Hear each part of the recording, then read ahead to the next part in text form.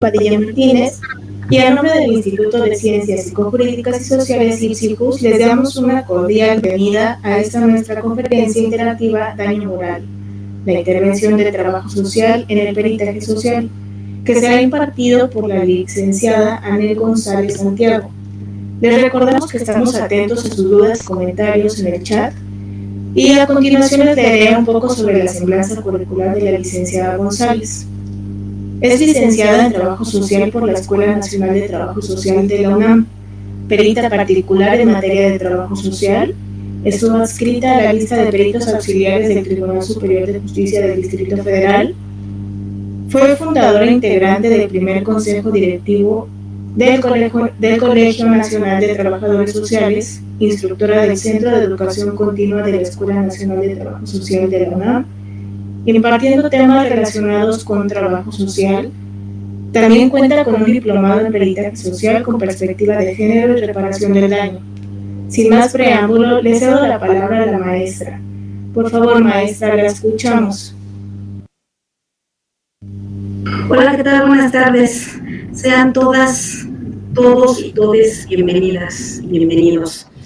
Bien, quiero agradecerle al instituto y a la maestra, a la directora, por invitarme a esta sesión y, bueno, compartirles este tema que para mí es uno de los temas que he podido trabajar, entre otros, pero específicamente hablar de daño moral como la forma en que interviene el trabajo social como peritos.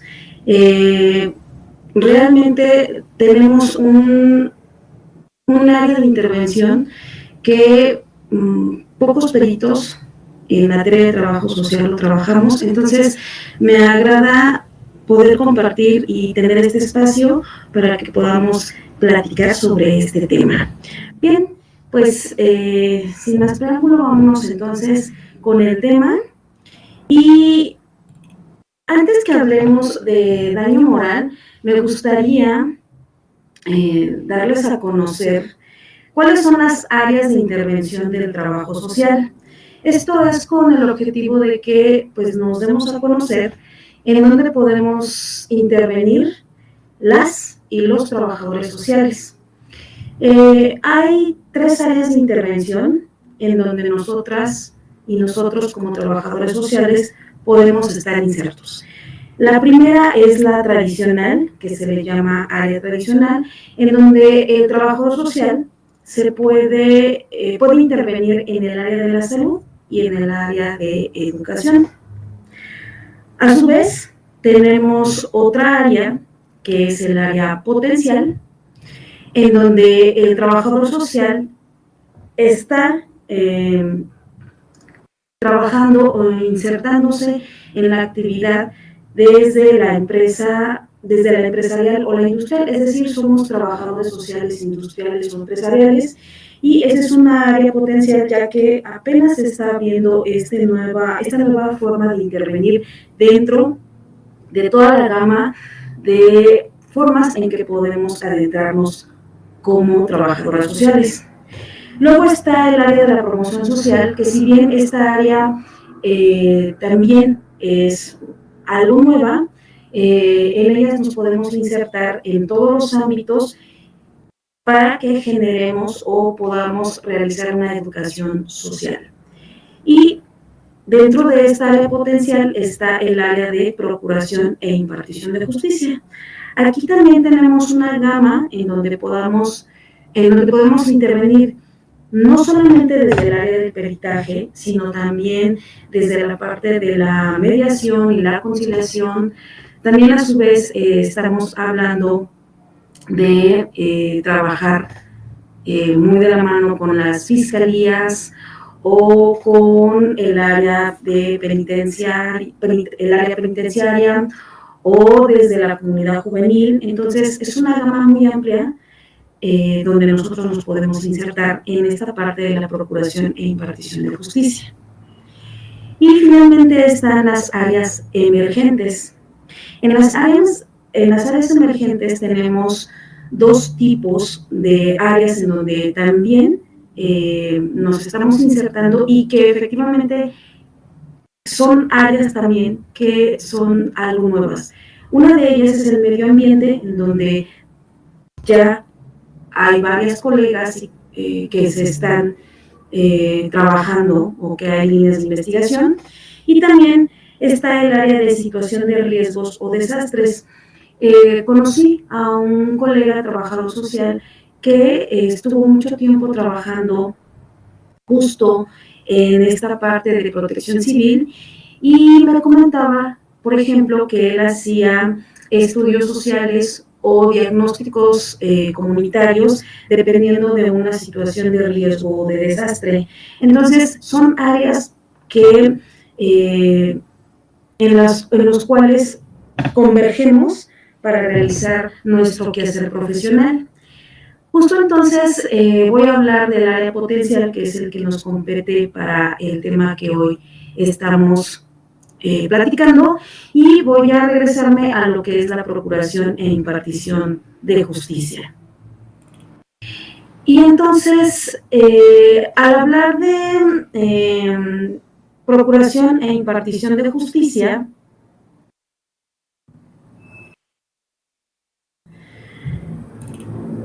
vamos a hablar entonces de que en esta área de intervención del trabajo social también se le llama trabajo social forense, y se le llama trabajo social forense porque el área de trabajo social realiza actividades que tienen que, a partir de las investigaciones o de las intervenciones dentro del área de la procuración de justicia, lo vamos a sustentar dentro de una oralidad. Luego entonces, partiendo de esa premisa, la intervención del trabajo social, entramos dentro del Sistema Nacional de Atención a Víctimas, que es otra forma de intervenir. Justo aquí lo que tenemos es que realizamos o intervenimos con las víctimas desde el nivel federal a partir de modelos ya específicos que justo Trabajo Social ha diseñado. Luego está la parte del sistema penitenciario, en donde Trabajo Social trabaja con la comunidad que está en el área penitenciaria, en este caso los sentenciados,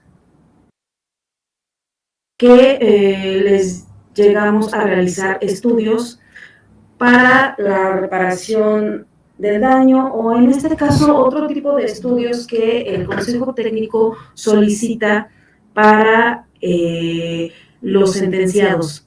De esta manera, Trabajo Social tiene esta forma de intervenir.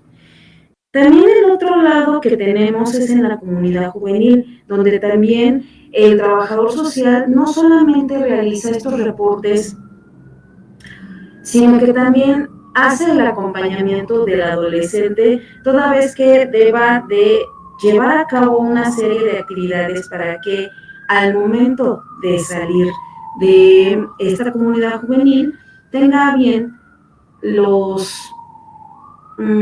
las herramientas, los instrumentos para que nuevamente entre al área social o biopsicosocial y no vuelva a incidir o reincidir en una situación.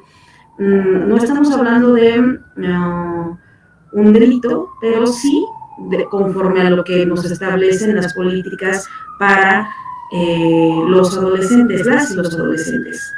Y luego tenemos entonces la parte que nos compete, que es el área de la procuración e impartición de justicia. Aquí es donde nosotras, en el área de trabajo social, pues estamos convergiendo y estamos interviniendo justo en la parte de las periciales. Y entonces, cuando hablamos de la procuración de justicia, aquí me di a la tarea de poderles compartir cómo está conformado el Poder Judicial de la Ciudad de México. Doy un extracto de en donde nosotras intervenimos dentro del Poder Judicial de la Ciudad de México. Y nuestras periciales, ya sea como peritos institucionales o como peritos particulares o como peritos oficiales, las áreas en donde siempre nos van a solicitar peritajes en materia de trabajo social son en los juzgados de lo civil, juzgados de lo familiar, en los juzgados de ejecución de sanciones penales. Déjenme bajar esta parte.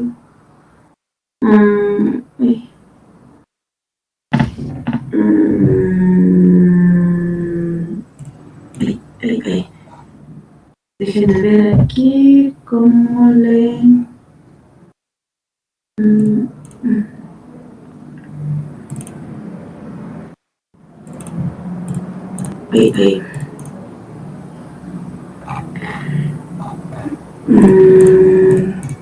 Tenemos también los otros juzgados dentro de la comunidad juvenil, también nos solicitan.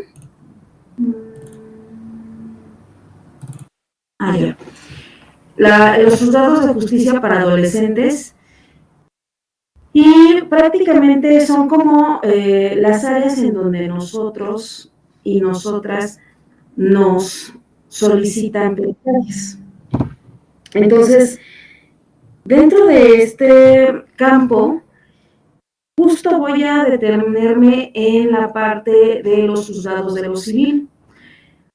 Aquí, en estos juzgados, nos llegan a solicitar que acudamos para realizar peritajes en materia de trabajo social referente al daño moral.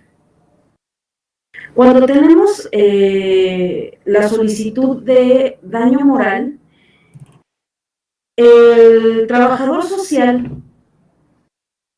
para realizar esta investigación, sí requiere de tener ciertos elementos y debe de tener claridad que se va a trabajar con daño moral y no con reparación del daño, que son dos cosas totalmente diferentes. Y justo aquí quiero hacer énfasis y dar la diferencia entre uno y el otro, porque sí me ha sucedido que luego podemos confundir que el daño moral es muy parecido a la reparación del daño, y son conceptos diferentes que sí debemos de abordar. Para que nosotros podamos tener esa diferencia, vamos a dar a conocer primeramente qué es daño, ¿no? Y daño es todo menoscabo material o moral que sufre una persona ya en sus bienes naturales, ya en su propiedad o en su patrimonio, causado en contravención a una norma jurídica y por el cual ha de responder otra. Es decir, es la afrenta, la lesión, la herida que se le causa a una persona en su integridad a un bien mueble o inmueble y que tiene que ser reparada, ¿no? Entonces, el daño finalmente es este menoscabo, esta situación que sufre una persona, nuevamente lo repito, ya sea en su bien natural, es decir, en su persona, en sus propiedades o en su patrimonio, a partir que lo causa a partir de una norma jurídica que ésta la va a proteger y que la otra persona que causó esta situación tiene que responder, ¿no? Y entonces, el daño moral es la afectación que una persona sufre en sus sentimientos, afectos, creencias, decoro, honor, reputación, vida privada, configuración y aspecto físico, propia imagen, o bien en la consideración que de sí mismas tienen los demás. Es decir, cuando hablamos de daño moral, es esta afectación que es una afectación a un daño extrapatrimonial, es decir, es una afectación a mi derecho individual como persona, ¿no? A lo que a mí me está afectando como individuo, como persona. Y entonces, justo aquí en esta afectación personal de mi derecho personal, evidentemente aquí vamos a cuantificar la parte de la psicología. Ellas, la ciencia de la psicología va a estudiar las emociones, los sentimientos, las afectaciones psicológicas, pero trabajo social va a trabajar con el impacto que esto deriva, con la forma en cómo el individuo, su familia y su contexto tienen una afectación sistémica, conjugada, y cómo impacta esta situación. Es decir, voy a hacer la diferencia entre reparación del daño y daño moral para que precisamente hagamos esta diferencia.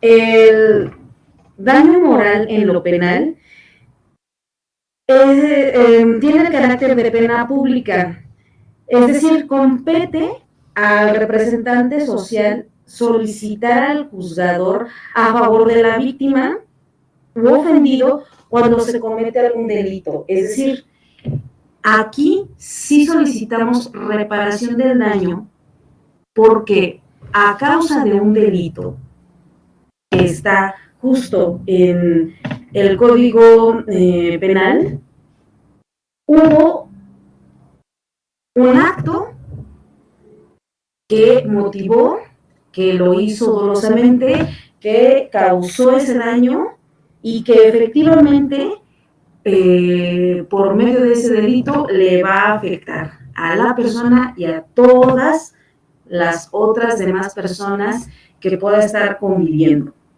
pero a partir de un delito, ¿no? Y se tiene que reparar ese daño. Sin embargo, cuando hablamos de daño moral, aquí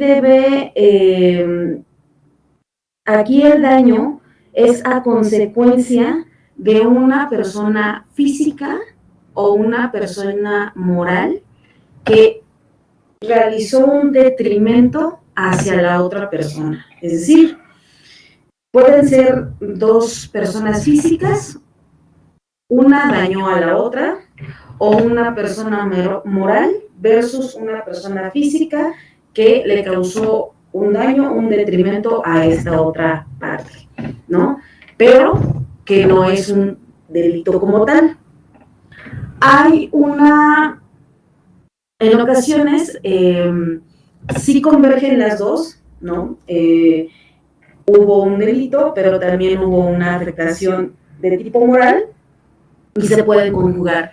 Sin embargo, en esta parte de lo civil es importante mencionarles que aquí, cuando se habla de daño moral, la persona afectada acude al juzgado, solicita o realiza levanta una demanda y solicita que se pueda hacer un resarcimiento a este daño que me cometió, ¿no? Y entonces aquí es donde se tiene una clara diferencia entre reparación del daño y daño moral. Es decir, en la reparación del daño, forzosamente, ¿no? Aquí el representante social, que en este caso es el Ministerio Público, tiene que solicitar esa reparación, porque efectivamente ellos como ente, como Estado, su obligación es solicitar esa reparación que se le hizo a esa persona por una cuestión de un delito, ¿no? Lo que en la parte civil, no. Acá la persona lo va a solicitar a través de una demanda, ¿no? Y acá no se le llama reparación del daño, se le llama un resarcimiento, una indemnización. ¿Por qué? Porque está afectando a algo de mi persona.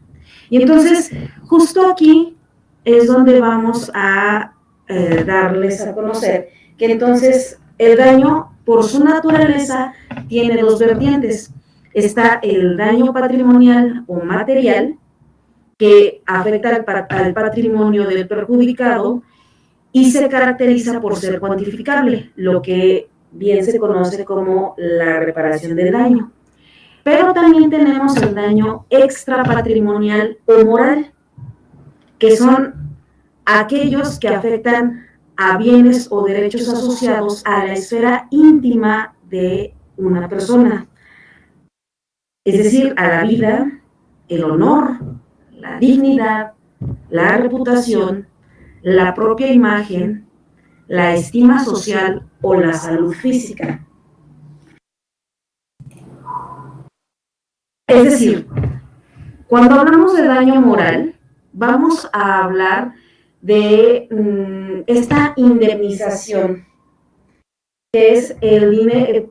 Sabemos que el dinero no puede desempeñar el mismo papel para el resarcimiento por daños materiales, pero la indemnización representa un papel diferente. Esto es no de equivalencia, sino de compensación o satisfacción, porque no se trata de poner precio al dolor o a los sentimientos humanos.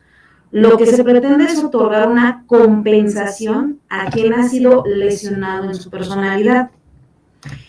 Y para ello el perito en materia de trabajo social, con base en su investigación, cruce de datos y en la capacidad de análisis, expone la magnitud y las consecuencias que el daño ha afectado en la persona desde lo económico, desde lo familiar y desde lo social.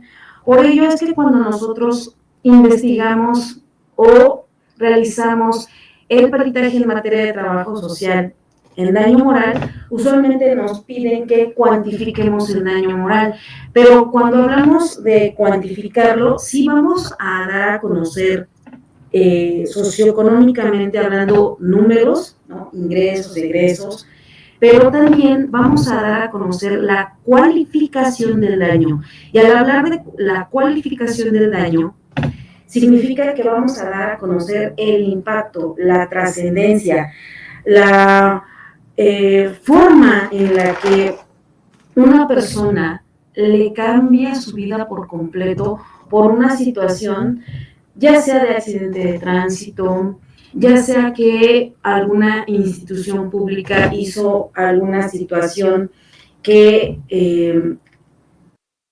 le generó un detrimento en su persona. Por ejemplo, me tocó realizar un peritaje de perforación de útero por mala praxis médica. También últimamente me tocó realizar un peritaje por daño hacia su honorabilidad, pero también el detrimento hacia su cuestión económica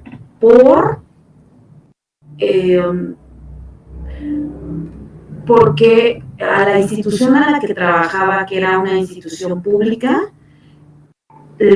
ahora sí que lo despidieron injustificadamente y eso hizo que tuviera un detrimento en su economía y que a su vez, por lo menos un año, no pudiese ejercer del todo su profesión, dado que tenía que tener como un año completo de alguna manera sabático para no poder ejercer su profesión, porque la persona que le hice el peritaje tenía de profesión abogado y realizaba justo llevaba casos laborales. Entonces él no podía llevar su propio caso y solamente podía llevar casos laborales no de la empresa donde que es a donde lo habían despedido, sino a empresas más chicas. Entonces hubo un detrimento ahí y justo me pidieron realizar o elaborar un peritaje de daño moral por esa situación. Entonces, hay una gran diversidad de peritajes en materia de trabajo social en donde nosotros nos podemos insertar para dar a conocer de qué manera se está impactando a través o a partir del evento que le dio o originó un detrimento en su persona. Entonces, ¿cómo interviene el trabajo social en el daño moral? Bueno, el Código Civil Federal toma en consideración los dictámenes periciales ofrecidos por el reclamante para la valoración del daño moral.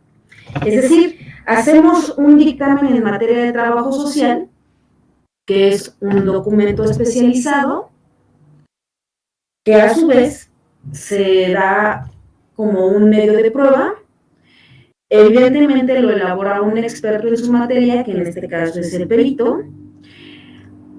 Nos allegamos de las metodologías científicas, nos basamos en técnicas y herramientas para la indagación de datos. Es útil para dar a conocer una realidad específica de una persona, pero también de una familia. Y bueno, clarificamos los aspectos derivados de la situación a juzgar y al usuario para superar y cubrir sus necesidades mediante la coordinación entre las partes del binomio trabajo social justicia, ¿no? Entonces, cuando hablamos de dictámenes en materia de trabajo social en específico para el daño moral, usualmente la información que exponemos, que en este caso el perito expone en relación al daño moral, son los siguientes. Da a conocer el impacto que tiene la persona y las limitaciones que le conllevan antes y después del evento que propició el daño moral. Por ejemplo, si hubo una situación de accidente de tránsito y usualmente me ha tocado que las personas llegan a tener mutilaciones en algunas áreas de sus cuerpos, de su cuerpo, el brazo, la pierna, o que tuvieron una afectación lumbar. Entonces, estas limitaciones tenemos que darlas a conocer. De igual manera, el perito expone la influencia que tenía antes y después del evento del daño moral en relación a la calidad de vida y al proyecto de vida. Recordemos que aquí la persona como individuo tiene una forma de llevar una vida y tiene proyectos o tiene situaciones que lo llevan a tener metas a corto, mediano o largo plazo, y entonces tenemos que dar cuenta de ello, de antes cómo estaba del evento o del hecho, y posterior a cómo se modifica en todas sus esferas sociales, ¿no? Y entonces aquí debemos dar cuenta de ello. El perito también explica los impedimentos o limitaciones que ocasiona en la vida de la persona a nivel socioeconómico. Es decir, me tocó realizar un peritaje en donde lamentablemente iba la familia en carretera, chocan contra un tráiler, más bien el tráiler chocó contra ellos, más bien les dio como pues sí, o sea, hubo un choque, y en ese choque el jefe de familia, que es el conductor, muere instantáneamente. La esposa y los hijos evidentemente los llevan al hospital y afortunadamente no les pasó, no tuvieron lesiones graves. Sin embargo, el jefe de familia, que era esta persona que tenía un estatus socioeconómico alto, pues de ese estatus socioeconómico alto en el cual llevaban una vida opulenta, bajó el nivel a un estatus socioeconómico medio, porque evidentemente quien llevaba toda la parte de socioeconómica, la parte de que podía proveer a toda la familia, era el señor. Obviamente su esposa sí tiene una carrera profesional, pero siempre se dedicó a su hogar y a sus hijos. Y entonces tuvimos que dar cuenta de cómo la señora tuvo que insertarse al campo laboral, ¿no? A partir de algunas amistades, pero que justo aquí el nivel socioeconómico, el estatus y la calidad de vida pues bajaron, ¿no? Tuvimos que hacer hasta cuadros comparativos para dar a conocer, para dar cuenta cómo este detrimento afectó a nivel familiar, ¿no? A la esposa, a los hijos, y en relación a todas sus actividades y a todo lo que ellos llevaban en esta vida, ¿no? Antes del accidente. Entonces, sí, es muy interesante también dar a conocer cómo afecta a nivel socioeconómico, pues obviamente la pérdida de el jefe o la jefa de familia, ¿no? O cualquiera de las, inclusive cualquiera de los miembros de la familia, no importando que sea jefe o no, el hecho de que alguien sea afectado de manera de que priven de la vida, ¿no?, a alguno de los miembros, por supuesto que hay una gran afectación a nivel familiar y en su dinámica. Por supuesto que va a haber ese cambio radical y que evidentemente va a trascender, ¿no?, de una manera social a partir de ese evento y en adelante. También damos a conocer el que podamos detallar y detalla y muestra el impacto que ha dejado el daño moral en la persona. Cuando hablamos del impacto significa no lo que ya se le hizo a la persona, ¿no? Una perforación de útero, el que haya, el que se haya quedado sin algún miembro de su cuerpo, no, sino que ¿qué va a pasar después de este evento, no? Recuerdo que había una jovencita de 17 años que se quedó sin un brazo y sin embargo ya tenía 8 meses de embarazo, ¿no?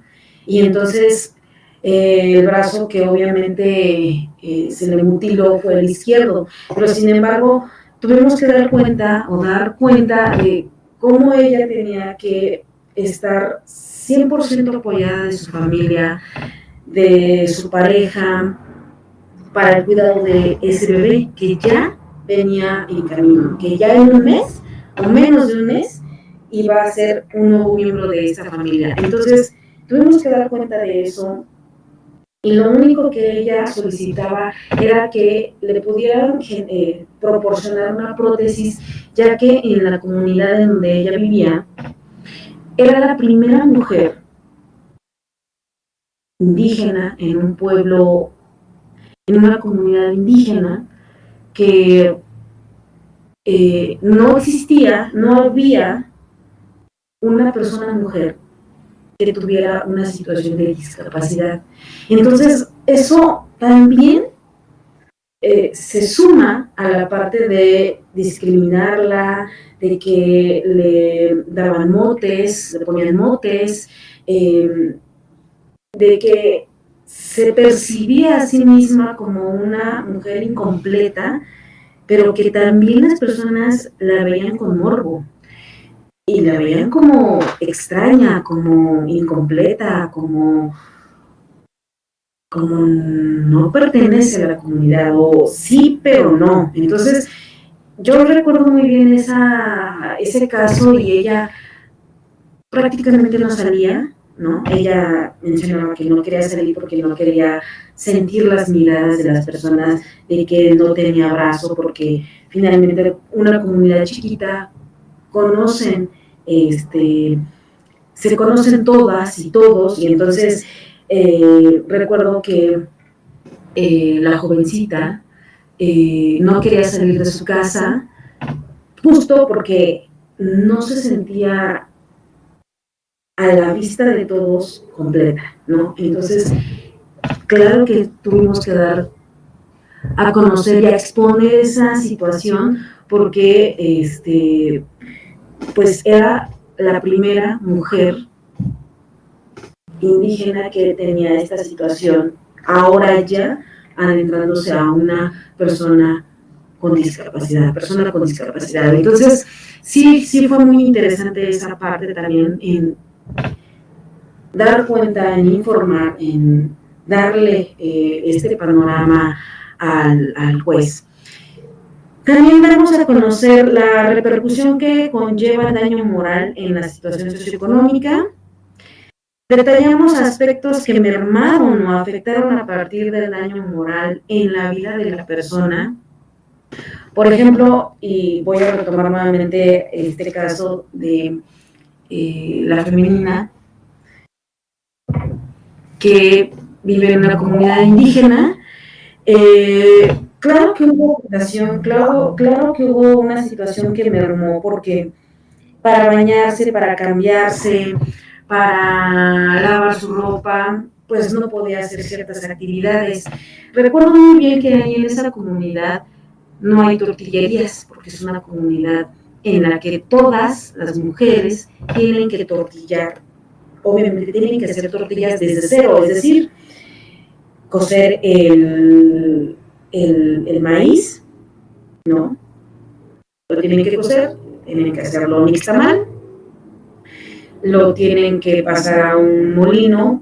Este molino puede ser eléctrico o puede ser manual, ¿no? Y tienes que hacer fuerza en el brazo. Tienes que pasarlo a un metate, ¿no? Para pasar la masa, elaborar la masa, hacer tus bolitas de masa y tortillarla, llevarla al comal de leña, porque ahí en su vivienda pues no hay estufa, cocinan con leña, y todo este proceso que les acabo de mencionar pues no lo puede hacer, porque evidentemente requiere de el otro brazo para ejecutar y elaborar pues una tortilla, ¿no? Entonces, lo único que podía hacer era darle vuelta a la tortilla, es decir, cocer la tortilla en el comal para poder contribuir a el alimento familiar, ¿no? Por ejemplo. Entonces, justo esa parte también tenemos que informarlo, porque forma parte del contexto social, de su contexto de modus vivendi que tiene la persona, y que justo aquí pues hubo una afectación en su vida y en sus actividades cotidianas. Y bueno, vamos a conocer el impacto continuo en la vida de la persona. Cuando hablamos del impacto continuo, voy a retomar el mismo caso. Ella es una femenina me acuerdo que en ese momento ya había cumplido 18 años, pero cuando le sucedió lo del accidente tenía 16 años. 16 años. Entonces,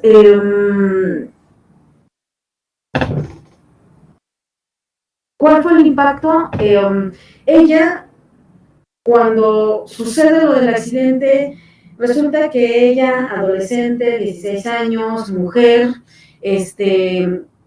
dentro de una comunidad indígena, la cuestión económica de esa comunidad es de trasladarse a una ciudad cercana del estado de Veracruz, me acuerdo que se llama esta ciudad Paraíso, y que en esta ciudad llamada Paraíso, la actividad económica se dedican a plantar, a producir la piña, la fruta piña, ¿no? Desde cero, ¿no? Desde arar la tierra, sembrar, poner, quitar hierba, poner, abonarla, llegar al momento en el que se tenga que cortar la piña y llevarla al punto en donde se va a procesar o se va a vender. Entonces, todo eso es un proceso en el que a lo largo de un año, pues las personas que viven en estas comunidades, en esta ciudad cercana, que son comunidades indígenas, la mayoría, acude a esta empresa y usualmente los contratan por tiempos, ¿no? El contrato de sembrar, el contrato de deshiervar, el contrato de... Entonces, constantemente van y vienen para obtener dinero. En el impacto continuo, aquí ella, pues ya no va a poder trabajar. O sea, definitivamente ella nuevamente regresar a una actividad económica no va a poder. No va a poder porque requiere de las dos manos para ejecutar lo que les acabo de compartir, ¿no? Entonces, prácticamente ese impacto, pues obviamente va a afectar para toda su vida, ¿no? Otro de los impactos que también recuerdo que dimos a conocer es que va a ser una persona dependiente toda su vida. ¿Por qué? Porque sí, después de que la entrevisté, a los 20 días nació su bebé, ¿no? Y yo, ya nació su bebé, ¿no? Y justo pues toda la familia tiene que estar cuidando de ella, cuidando de su bebé, porque evidentemente ella a lo mejor la van a, pues obviamente le tendrán que ayudar para que mamante, le tendrán que ayudar para que pues hace al bebé. Y bueno, son muchas cosas que en el desarrollo de un niño tiene que tener a su mamá, pero eso no significa que no lo vaya a hacer, nada más significa que va a tener otra dinámica totalmente diferente, ¿no? Ella no puede estar sola, por lo menos en los primeros 3 años con su bebé. Tiene que tener este apoyo familiar, esta red de apoyo familiar para que en esta nueva dinámica familiar, pues el bebé, ¿no?, pueda crecer en este ambiente con una situación que va a adoptar al ver a toda su familia junto con su mamá en esta relación de una familia, va a vivir dentro de una familia extensa el bebé, ¿no? Entonces, claro que tenemos que buscar, tenemos que dar cuenta del impacto, ¿no? Entonces, El perito en materia de trabajo social, lo que investiga en el daño moral, y voy a ir como acentuando cada concepto y voy a irles compartiendo como estas situaciones en las cuales pues he podido, ¿no?, realizar estas investigaciones. Y uno de los conceptos que debemos de utilizar para el peritaje en materia de trabajo social y específicamente en el daño moral es la pérdida de autonomía personal. ¿Qué significa? Es dejar de tener la capacidad de controlar, afrontar y tomar por propia iniciativa decisiones personales acerca de cómo vivir de acuerdo con las normas y preferencias propias, así como desarrollar las actividades básicas de la vida diaria. Estas son las tareas más elementales de la persona que le permiten desenvolverse con un mínimo de autonomía e independencia, tales como el cuidado personal, las actividades domésticas básicas, la movilidad esencial, reconocer personas y objetos, orientarse, entender y ejecutar órdenes o tareas sencillas. Pareciera que es como lo más básico, pero sí, efectivamente, cuando hablamos de autonomía personal, todos estos indicadores que acabo de compartirles, los tenemos que detallar, ¿no? Si la forma en cómo está limitada o si ya no puede realizar la actividad, entonces si está limitada o si definitivamente ya no puede realizar la actividad, ¿no? Entonces, tenemos que dar con ello. Por ejemplo, me tocó un caso en el que hubo igual una femenina de aproximadamente 32 años que por un accidente de tránsito tuvo un golpe en la cabeza que a su vez le afectó la retina en los ojos y justo tuvo una situación en la que lo dejó con el 95% de ceguera y ese 5% era pues ver, tener una visibilidad del 5%. Es decir, me acuerdo que ella me comentaba, ¿puede usted hacer un orificio en su mano? Y yo le dije, sí. Y me dijo, ¿ve ese espacio de su mano? Y yo, sí. Eso es lo único que puedo ver. Entonces, cuando ella me relata esa situación, evidentemente, la dinámica familiar fue trastocada totalmente porque ella tenía a su vez una hija adolescente que estaba en la primaria y que cuando la entrevisté ya estaba en secundaria y que efectivamente su hija era para ella sus ojos. Entonces, ella no salía si no estaba su hija. Es decir, su hija hacía muchas actividades, aparte de las actividades propias de una niña de 10, 11 años, que posteriormente pasó a ser adolescente. Entonces la niña era la que hacía la comida, era la que llevaba a su mamá a todos lados, era la que se dedicaba a los quehaceres,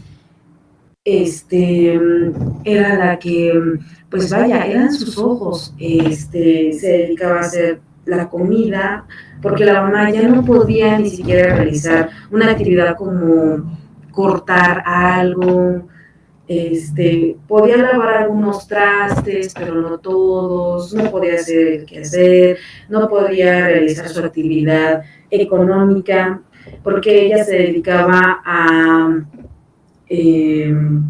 distribuir cuestiones de abarrotes a diferentes tiendas de abarrotes, no podía ya manejar,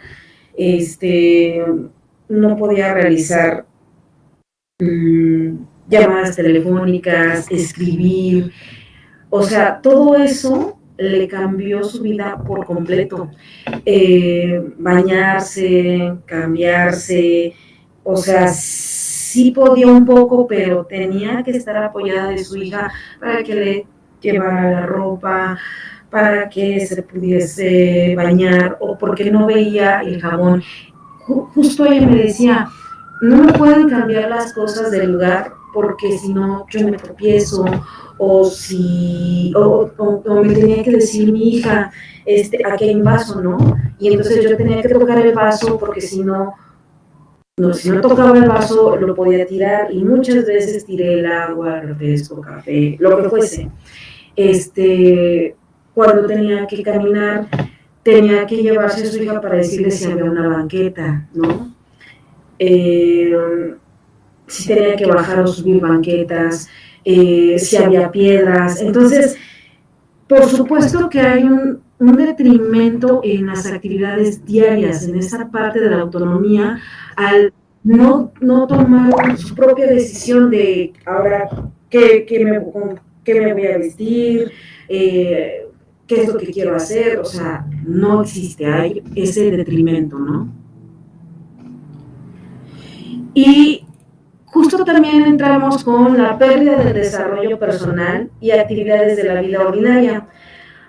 Cuando hablamos de la pérdida del desarrollo personal, es dejar de alcanzar objetivos, deseos, inquietudes, anhelos, movidos por un interés de superación, así como darle sentido a la vida, lo que conlleva a no tener un desarrollo personal sano en las actividades relevantes de las áreas más importantes de la vida.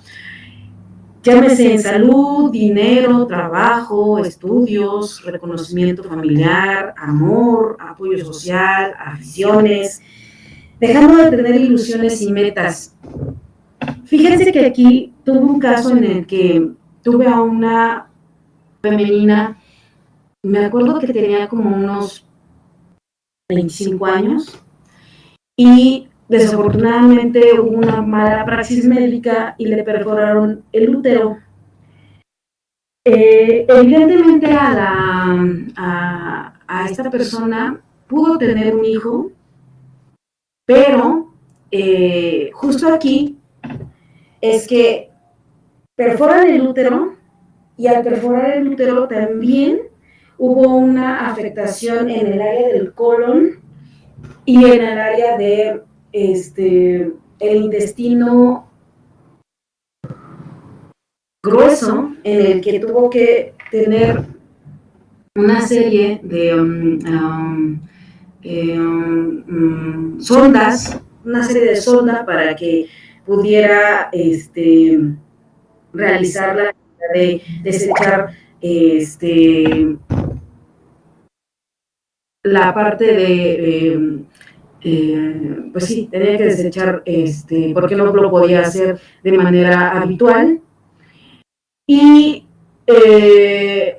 aquí en la parte de la pérdida de desarrollo personal, aquí la señora quería tener otro bebé, quería seguir estudiando, tenía una pareja, quería trabajar en una empresa, ¿no? Ella tenía ese proyecto. Y cuando hubo toda esta perforación, el esposo se fue con otra persona, ella tuvo depresión, ya hubo momentos en el que sí hubo situaciones de intentos de suicidio. A pesar de que estaba su hijo, pues no era como todo el motor. Ella se asimilaba a una mujer fea, una mujer poco deseada. Esta pérdida a ella le llevó, obviamente, pues mucha afectación. Recuerdo que me decía, es que los primeros 2 años después de esta perforación tuve que ir muchas veces al seguro para mis consultas, y en todos los trabajos me decían, es que ya no puedes tener más permisos, y pues tenía que cambiarse constantemente de trabajo porque eran constantes los permisos, ¿no? Entonces, claro que hubo una afectación en esta pérdida de desarrollo personal y pues tenemos, nuevamente lo vuelvo a repetir, tenemos que dar cuenta de esa situación. Cuando hablamos de las actividades de la vida ordinaria, lo mencioné hace un momento, son las tareas más elementales de la persona que le permiten desenvolverse con un mínimo de autonomía e independencia, tales como el cuidado personal, las actividades domésticas básicas, la movilidad esencial, reconocer personas y objetos, orientarse, entender, ejecutar órdenes o tareas sencillas. Lo mismo lo comentaba con la persona femenina que estaba en una comunidad indígena, pues tan solo el hecho de no hacer las tortillas, ¿no? Que era como lo más básico y esencial, pues no lo podía hacer, ¿no? Entonces, es importante que en esta parte cualitativa es lo que más se pueda dar a conocer, porque eso, cuantitativamente hablando, podemos decir números, podemos decir, sí, hubo un detrimento de su economía, por supuesto que lo va a haber, ¿no? Y claro que lo va a haber, pero el dar a conocer toda esta parte contextual, que era lo que veníamos checando, dar cuenta del contexto, dar cuenta de cómo modificó, alteró totalmente su vida, no solamente la de la persona, sino a nivel familiar. Híjole, la verdad es que tenemos un gran trabajo aquí que tenemos que dar cuenta de ello, ¿no? Y entonces pasamos justo también a otros indicadores como la pérdida de la calidad de vida y la pérdida de proyecto de vida. La pérdida de calidad de vida es la falta de percepción y deseo de las personas sobre sus condiciones de vida en relación con 8 necesidades fundamentales que representan el núcleo de las dimensiones de la vida de cada uno. Estos indicadores son bienestar emocional, relaciones interpersonales, bienestar material, desarrollo personal, bienestar físico, autodeterminación, inclusión social y derechos, que yo aquí les comparto como indicadores para que justo demos cuenta sobre la pérdida de calidad de vida. De igual manera, la pérdida de proyecto de vida es dejar de elaborar un procedimiento detallado que indica hacia dónde se pretende ir, con qué recursos se cuenta y las estrategias a seguir para conseguirlo. Incluyen aspectos biológicos, psicológicos, sociales y ofrecen la oportunidad de reflexionar sobre las ideas que se tienen con respecto al futuro, con miras a generar una visión y misión personal. Se identifican habilidades, capacidades personales, sociales, e involucra la potencialización de las mismas, estableciendo metas u objetivos a corto, mediano y largo plazo. Justo aquí, y me voy a detener un poquito, cuando hablemos de calidad de vida, de pérdida de calidad de vida y pérdida de proyecto de vida, es necesario que demos cuenta de esta parte socioeconómica, cómo vestían, cuál era el tipo de alimentos, cómo era su calidad de vida o su estatus de vida. Y en este proyecto de vida, ¿cuáles eran estas metas a corto, mediano y largo plazo? Y ahora, ¿cómo es que estuvo afectada? Y ahora, ¿cuál es también este nuevo proyecto de vida? Que obviamente ya no va a ser el mismo, pero sin embargo, tenemos que dar cuenta si tenía una empresa como la persona que quedó con el 5% de visión, o la persona que les comenté de la perforación de útero, o sea, tenían un proyecto de vida, ¿no? Quería tener un bebé y ya no lo tuvo, ¿no? Y tenemos que dar cuenta de ello. Justo cuando demos a conocer todas estas situación desde la parte de la cualificación, evidentemente también vamos a dar cuenta a través de cruce de datos y análisis, en donde se puede explicar con tablas y cuadros comparativos las afectaciones de las personas, justo en la parte cuantitativa, ¿no? Entonces, yo les muestro en estos dos ejemplos cómo podemos dar cuenta de la afectación, ¿no? La persona que falleció en el 2017, lo que está haciendo la parte actora, la diferencia entre estos 2 años y cuál es el porcentaje, ¿no? Que aquí hubo una disminución o un aumento del gasto de cada uno de estos rubros. Lo mismo pasa, lo podemos dar a través de tablas o a través de gráficos como este, comparativo de la familia MW antes y posterior del fallecimiento. Es decir, podemos mostrarlo en estas situaciones para dar cuenta de manera cuantitativa cómo es que hubo este detrimento, ¿no? ¿Qué fue lo que más se está gastando o lo que se dejó de gastar o lo que estamos sobregastando de más, ¿no? Y aquí es importante hacer estos cuadros comparativos para que demos cuenta, ¿no? De cómo la afectación económica le está afectando a toda la familia.